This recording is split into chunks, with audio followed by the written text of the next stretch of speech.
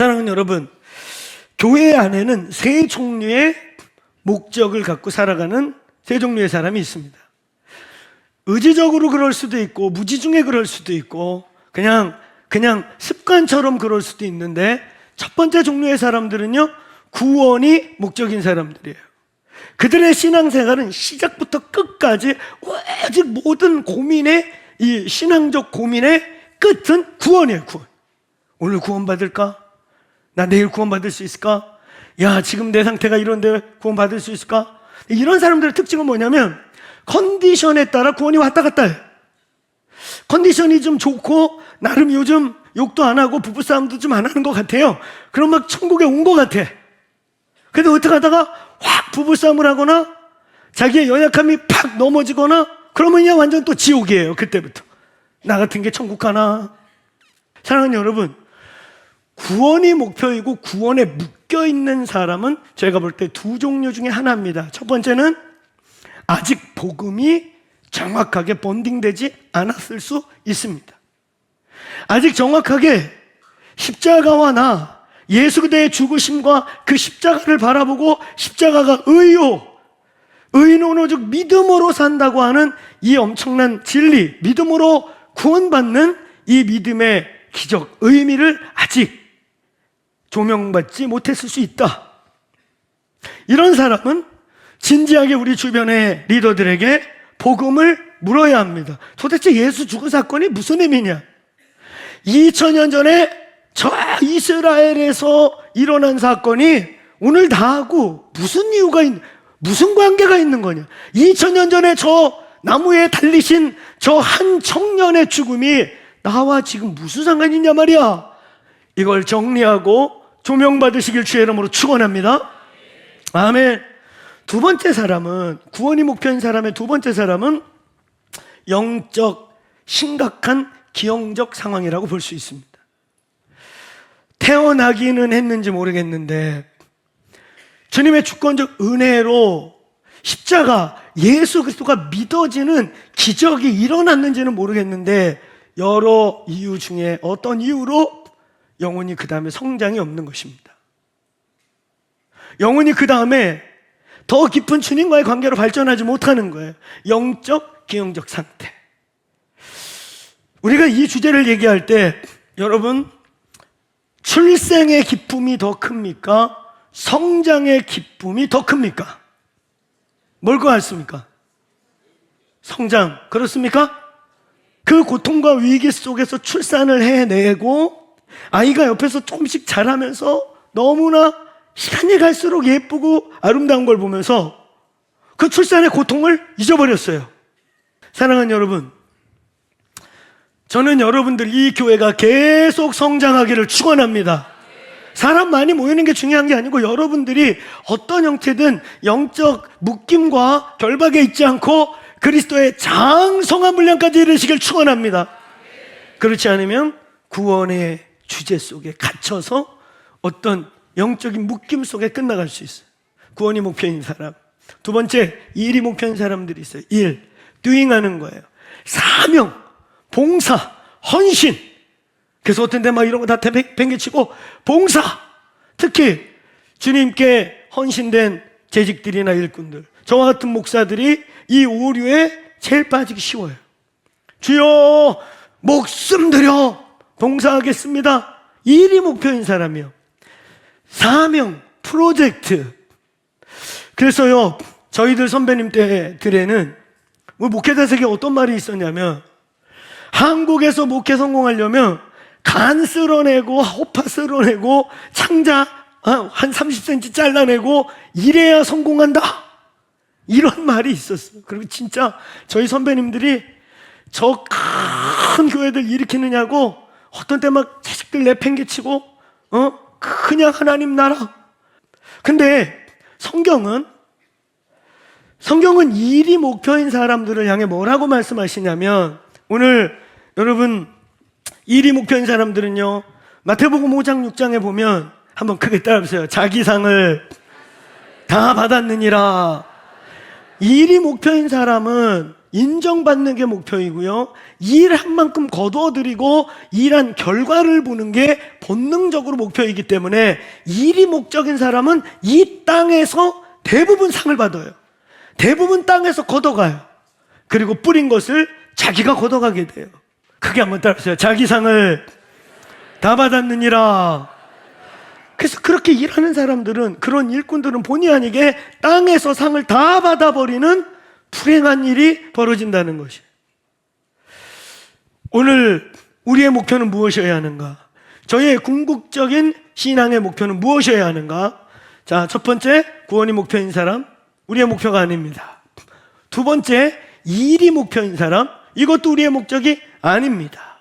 세 번째, 크게 한번 따라해보세요. 영광이 목표인 사람, 영광이 목적인 사람들이 있어요. 오늘 우리는 그 영광에 대한 이야기를 하는 것입니다. 하나님 우리를 왜 창조했는가?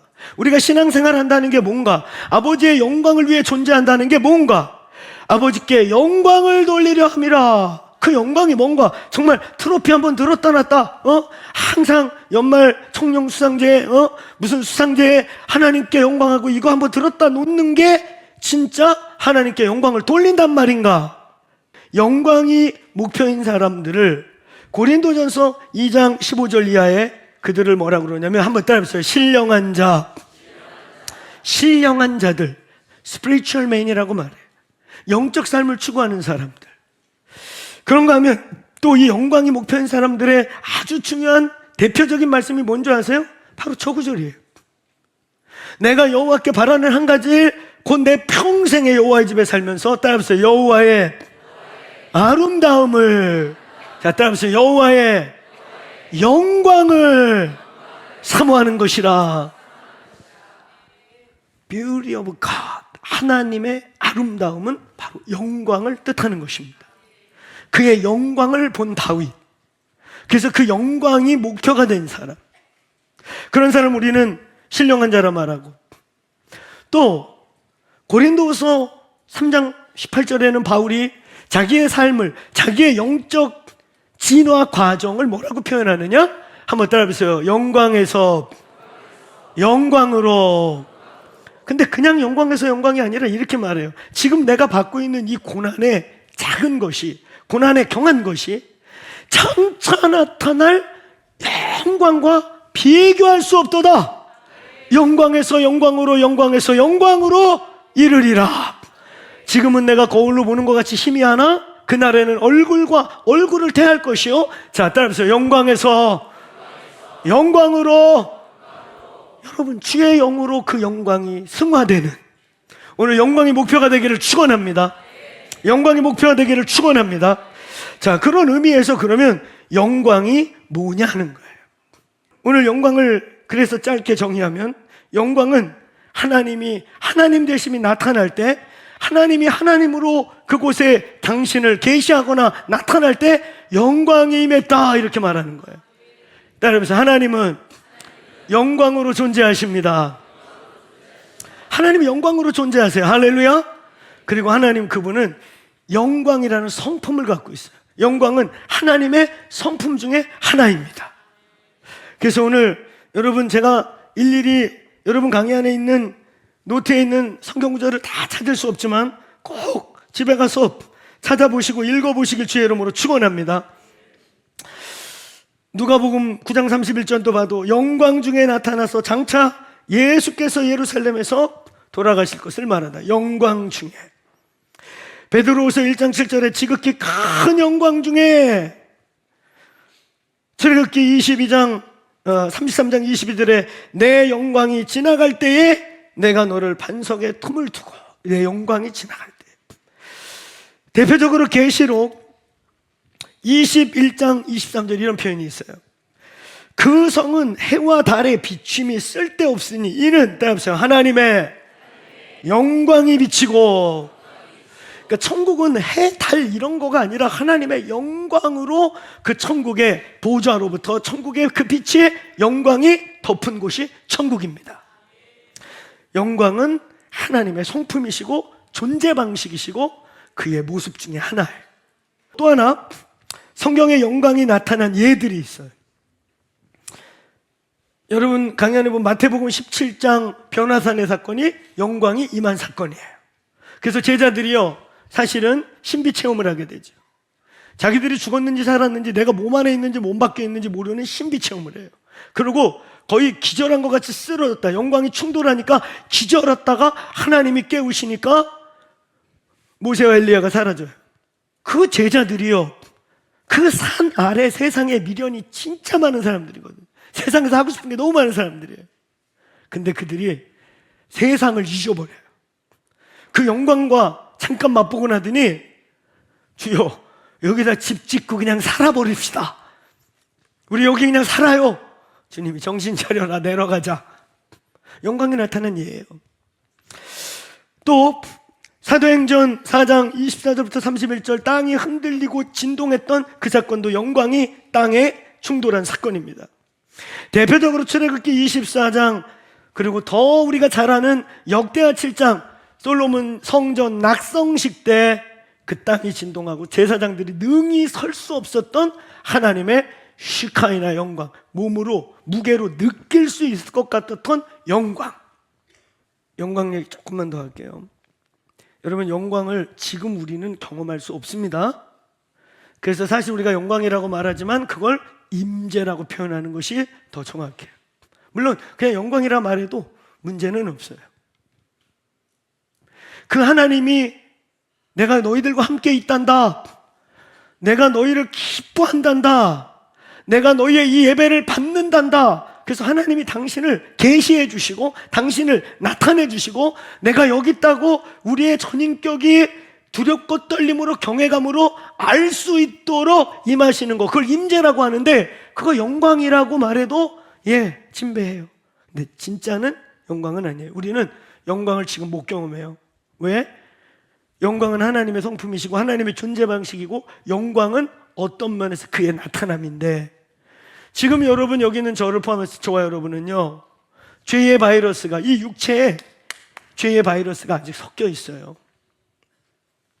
이 육체는 완전 성화가 안 돼요. 그래서 부활이 우리에게 소망이에요. 믿습니까? 그 부활의 몸, 영화체라고 말하죠. 예수님이 문이 다 잠겼는데 갑자기 들어오셔서 벽으로 들어오셨겠죠. 들어오시더니 두려움에 떨고 있는 제자들에게 샬롬을 선포하고, 여기 뭐 먹을 거 있느냐? 의도적으로요. 나 귀신이 아니야. 부활의 몸을 입는다고요. 부활했을 때 무슨 홀령 귀신, 이 영이 아니에요. 이 영화체는 신비로운데 영적 존재인데 잡수셔요. 사랑하고 끌어안기도 해요. 주님, 벽도 통과해요. 시공이 없어져요. 그리고 빛이 나고 그 영광인 하나님과 함께해도 충돌하지 않아요. 이게 부활의 몸입니다. 영광을 입은 몸을 입는 겁니다. 사랑하는 여러분, 그날을 사모합시다. 지금은 아직 우리 몸에 죄의 바이러스가 있고 평생을 이 죄와 싸우고 괜찮은가 싶으면 조금 짬 생기면 이 안에서 꿈틀대는 죄와 죄의 기질들. 저희 교단에 소찬을씨 원로 학자 계셨는데 정학봉 목사님 교수님은 인간론을 얘기하시면서 인간의 육체에 대한 갈등을 뭐라 그랬냐면 적과의 동침 이렇게 표현하셨어요. 평생 접에 첩자를 데리고 산다 이렇게 표현하셨어요. 이게 우리 육체예요. 사람, 우리의 육체가 적의 첩자가 되지 않게 하기 위해 이 육체가 주의 영광을 더 많이 맛보시길 축원합니다. 이 육체가 경건에 훈련되시기를 축원합니다. 이 육체가 하나님의 영에 반응하는 데 민감할 수 있게 되길 축원합니다. 이 육체가 죄에 대해서 점점 맛을 잃어가고 죄에 대해서 점점 감각을 잃어가고 하나님의 영광, 하나님을 취하고 만나는 일에 민감해질지어다. 그래서 우리가 천국 가면 영광의 코이노니아를 나눌 거거든요. 아멘? 한 번만 더 물어볼게요. 임재 아는 분 아멘. 이렇게 많다는 게 감사하네요. 이게 왜 중요한 줄 아세요? 임재를 모르면 영광은 설명이 안 돼요. 임재를 알아야 영광을 알고, 영광과 임재를 알아야 천국을 소망하고, 영광과 임재가 있어야 이 땅을 밟고 살고 있지만 하늘에 속한 삶이 가능해지는 겁니다. 여러분, 결론입니다. 주님이 우리를 왜 창조하셨나? 따라해보세요. 영광을 나누시기 위해. 오늘 여러분, 우리가 작년 입묵할 때 요한복음 13, 14, 15, 16, 17장 묵상한 거 기억나시죠? 그거의 전체 주제, 그 대목, 예수님의 유언 강화, 예수님의 다락방 강화라고 하는 그 강화 시리즈의 마지막이 17장인데 17장의 주제가 뭐냐? 자, 크게 따라해보세요. 영광의 코이노니아. 우리 왜 창조했는 줄 아세요? 어떻게 다 창조했는 줄 아세요? 사랑하는 여러분, 하나님이 우리를 부려먹고 써먹고 일시키려고 창조한 거 아니에요. 하나님의 영광이 되게 하려 함이라. 그래서 그 영광이 막 일하고 노가다 하고 일시키고 앵벌이 시키고 트로피 그냥 뛰어갖고 이거 한번 들어라 이런 거 시키려고 우리 만든 거 아니에요. 혹시 여기 있는 우리 부모님들 중에 자녀를 낳은 이유가 살다 보니까 무거운 거 들을 때 힘이 딸리고, 우리 자매님들 설거지 한 20년 했더니 손이 거칠어져서 야, 튼튼한 여자애 하나 낳고 힘 좋은 놈 하나 낳아가지고 하나는 진군시키고 하나는 주방일 다 시키자, 이래서 애 낳은 분 손 들어보세요. 부려먹으려고, 써먹으려고. 그래요? 사랑하는 여러분, 가장 이상적인 결론은 우리의 자녀들, 저와 여러분 사랑의 결정체 아니에요? 아멘. 아멘. 사랑의 결정체죠. 우리의 유업을 나누기 위해 우리의 전부를 주어도 모자른, 우리가 전능하지 못하지만 우리가 가지고 있는 최소한의 한계, 우리의 한계적 힘을 갖고 우리 자녀들에게 가장 좋은 것 주고 싶은 게 부모의 마음이면 아멘. 그게 하나님 아버지의 마음이라니까요. 아멘. 그게 우리 아버지의 마음이에요. 왜 가정을 만들어서 엄마 만들고 아빠 만들고 자녀 만든 줄 아세요? 자녀들은 엄마 아버지 사랑과 엄마 아버지를 통해 하나님의 남성성과 여성성을 하나님과 교제할 수 있는 훈련이 되고, 엄마 아버지는 왜 엄마 되게 하시는 줄 아세요? 하나님 아버지 마음을 알라고. 천국 가면 뭐 하는 줄 아세요? 영원히 영광을 나눠요.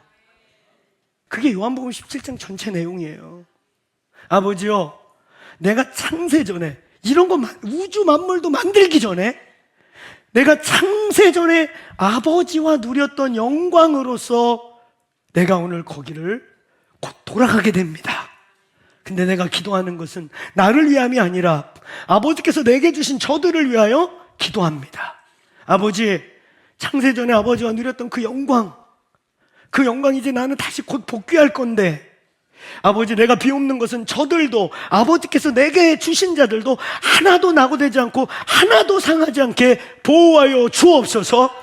그리고 아버지, 내가 아버지 안에, 아버지가 아들 안에, 그리고 저들이 아들 안에 있어 우리가 하나인 것처럼 저들도 하나 되어 그날에 저들이 우리와 영원히 함께 있게 하옵소서. 영광의 교제를 그리워하시길 바랍니다. 여러분, 지금 이 얘기가 너무 먼데 얘기 같고, 그러게 천당 가면 뭔가 하려나 보네. 천당 가면 뭐 한대야? 영광을 나눠요, 영광. 근데 이게 지금 가면 영광을 나눠, 영광? 그래서 여러분 임재를 경험하셔야 돼요. 임재를, 지금 이 땅에서 우리가 맛보는 임재, 제가 잠깐 맛본 임재 때문에 학교를 때려치고 싶고 그냥 내가 이렇게 수도사가 되고 싶다, 이런 마음이 막 들 만큼 그 잠시 맛본 영광도 그런 건데, 여러분이 우리가 이 땅에서 그림자로 맛보는 임재가 그 정도인데, 영광은 임재의 1000배 만배입니다. 보호자를 나눈다고 에베소서에 써 있는데, 그리스도와 함께 보호자에 앉히십니다. 보호자를 쉐어한다는 게 뭔지 아세요? 영광을 쉐어한다는 거예요. 저와 여러분을 개, 돼지보다 조금 나은 존재로 만든 게 아니에요. 그 영광의 보좌에서 영광을 나누는 자들로 창조했다. 영광에 참여할 자들로 창조했다. 여러분, 바울의 고백, 바울이 3층 천에서 영광을 경험한 사람이거든요. 그 영광을 본 사람. 그래서 바울 서신서에 영광이라는 단어가 그렇게 많아. 고린도후서의 별명이 영광의 서신이에요. 고린도 전서는 우리는 막 되게 후진서신이라고 거기 막 이상한 거 많이 나오니까 아니요, 그게 그 당시 초대교회 모습이고 그게 목회 백서기 때문에 모든 게 다 나왔을 뿐이에요. 그 고린도 교회 은사와 이걸 멸시하는 분들이 있는데요, 그 은사가 있고 영적인 게 열려 있으니까 고린도 후서로 넘어가서 영광의 서신이 가능한 거예요. 육덩어리들, 종교 덩어리들 갖고는 안 돼요. 영광에서 영광에 이르는 삶, 영광을 맛보는 삶, 그 영광을 나누고 싶어서 인간을 창조하심. 그래서 에베소서는 그걸 영광의 기업을 나눌 자라고. 여러분, 그 영광에서 영광에 이르는 삶, 우리가 이 땅에서 왜 임재를 사모하고 우리의 예배가 매주 승리해야 하는가? 우리의 이 육체는요, 이 육체 땅에서 맛보는 수많은 육신의 맛들이 하늘의 맛을 잃어버리게 되면 언젠가 갈지 모르는 천당 막연하게 생각하고 언젠가 생각하는 천당 생각하고 살지만 사실은 영원한 사람이 되기가 쉽지 않습니다. 우리 매주 드리는 예배 속에 하나님의 임재의 영광이 임하시길 축원합니다. 그래서 하늘의 맛을 땅에서 경험하기를 축원합니다. 아멘. 한번 따라해보세요. 영광의 코이노니아, 영광을 사모합시다. 이 영광의 계시가 임하시길 축원합니다.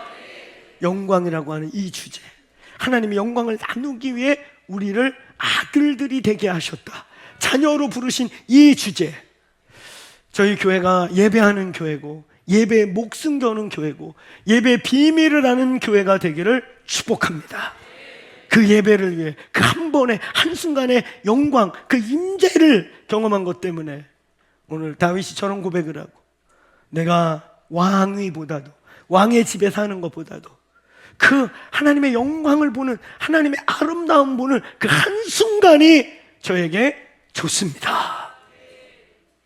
오늘 이 교회 영광의 계시가 열리기를 축원합니다. 영광의 임재를 아는 교회 되기를 축원합니다. 영광을 사모하십시다. 아멘. 천국에서 누리는 영광. 여러분, 어떻게 초대교인들이 그 무서운 콜로세움에서 사자가 뜯어먹다가 죽은 네로가, 야, 저것들이 찬양하고 노래 부르다가 뒤졌는데 저 사자가 먹다 먼 저 공포에 질린 얼굴 좀 보러 가자. 그래가지고 내려가서 봤죠. 아니, 어떻게 얼굴이 이렇게 환하단 말이냐, 사자가 뜯어먹다 남은 얼굴이 어찌 이렇게 밝단 말이냐. 바울의 고백이요, 내가 지금 잠시 받는 고난에 경한 것이 장차 나타날 영광과 좋게 비교할 수 없도다. 이 고백이 어떻게 나와요? 여러분, 바울이 받은 고난이 경한 겁니까? 작은 거예요? 태장으로 3번 맞는데 그거 한 번 맞으면 척추 골반이 다 뭉그러지는 거예요. 사도행전 16장에는 돌로 집어 던져가지고 돌무더기가 쌓여서 죽었는 줄 알았는데 돌무더기 속에 불빛이 일어나서 얘들아 복음 전하러 가자. 광인이죠. 이런 심이 어디서 나왔을까? 아니, 바울이 받은 고난이 경한 겁니까? 작은 거예요? 근데 그가 맛본 영광에 비교해 보니까, 그가 영광을 맛보고 보니까 이게 아무것도 아닌 거예요.